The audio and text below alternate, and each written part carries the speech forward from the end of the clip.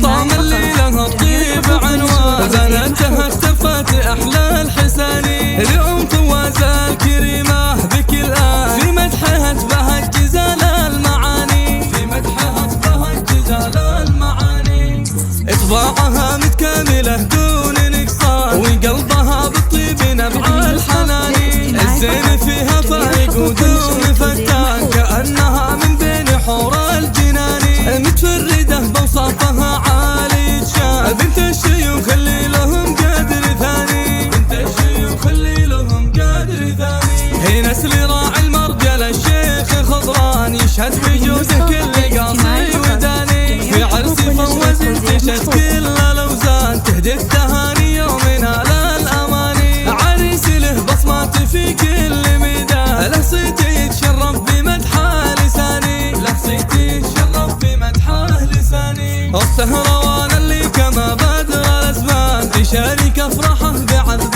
البياني، اسره يرجح قدرها كل ميزان، بافراحهم فيض الهنا صار داني، ما يشبههم فواز في الارض انسان، تستاهل الجزلة واغلى التهاني، الله يديم افراحهم عبر الازمان، ويرتقوا في الناس اعلى مكاني، ويرتقوا في الناس اعلى مكاني.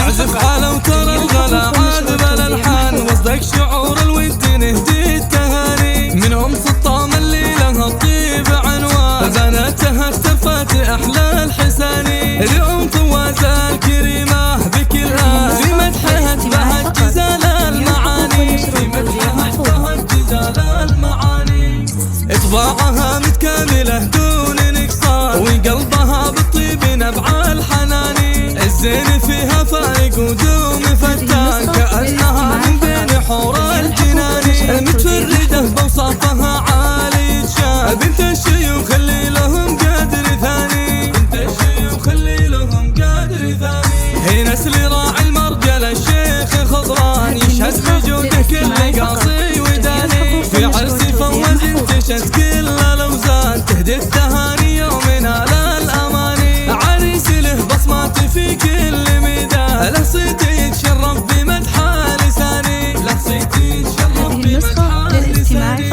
السهروان اللي كما بدر الاسبان، يشارك افراحه بعذب البياني، اسره يرجح قدرها كل ميزان، بافراحهم